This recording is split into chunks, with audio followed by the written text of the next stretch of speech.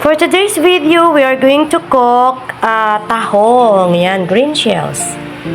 Yan. So, para po mabigyan ng buhay, ang atin pong mga ingredients ay of course, green shells. We have malunggay. This is gonna be veggies shells. We have the bell pepper as I am introducing. We have the spring onion, of course, dahil talagang isinusulong ko ito na napakasarap talaga siya. We have the pichay, Philippine pichay. We have the onion and then the ginger. Because I'm going to use powdered garlic later. So, how to cook? Here we go.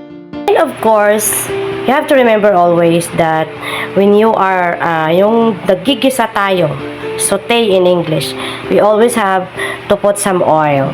So, if you have extra budget, big budget, you use olive oil.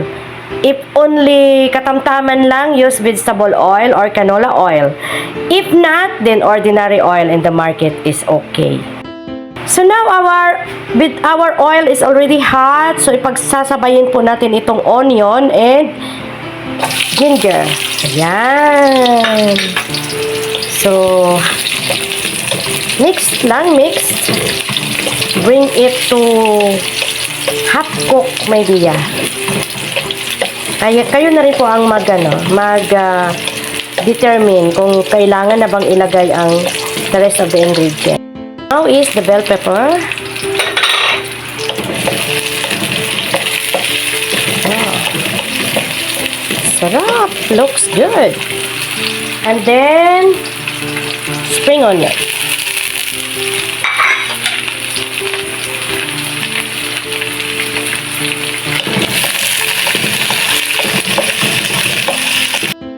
And when all the spices is this color and this texture, pwede na po natin ilagay ang tahong or green shell at kasama na rin po ang green chili.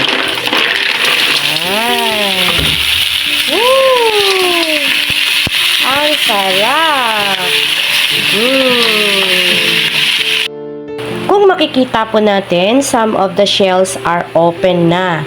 So, this is now the perfect time that we are going to add the water. Ayan. So, nasa sa inyo po uli kung gaano kadaming sabaw ang gusto ninyo. Wag naman po na naglalangoy siya sa sabaw. I always see to it na hindi siya masyadong madami para nang sa ganon ay mablend natin yung kanyang taste. And at the same time, yung texture niya ay mag-remain. Now, dahil kumukulo na, atin na pong i-add ang vegetables. Ayan. Kunti lang po na malunggay. Bakit po nilalagyan ko rin ng malunggay? Kasi ang malunggay, ang reyna ng mga gulay.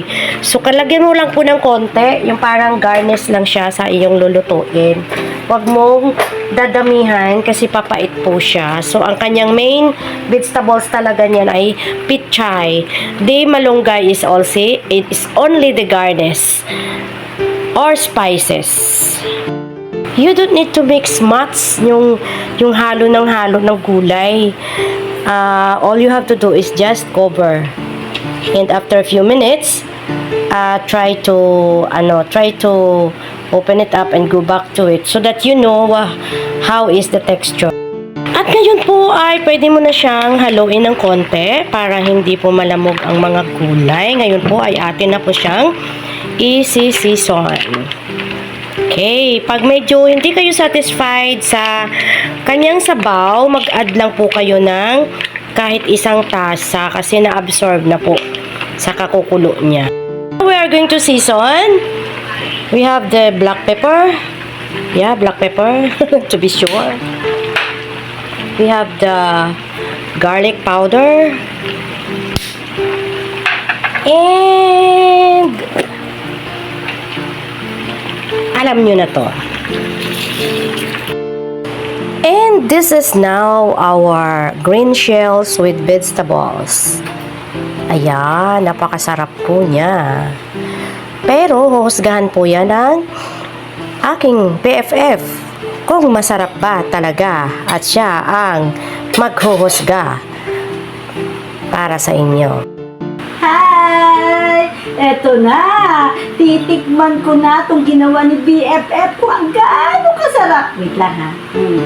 Makuha nga. Ang sarap sabaw pa lang. Grabe! Ang sarap na! Siyempre, eto pa mga gulay. Hindi lang yung sabaw. Tumatong pa yung pang. Leche, sarap. Ito pa. Dahil sabaw tayo, gulay na. Eto naman tahong ngayon. O, titignan natin kung gaano kasarap yung tahong. Kung talagang eto ba'y sariwat, hindi. Wait lang ha. Matitikman nga natin, no? Husgahan nga natin gaano kasarap. Fresh yung tahong. Kasarap. Kain tayo!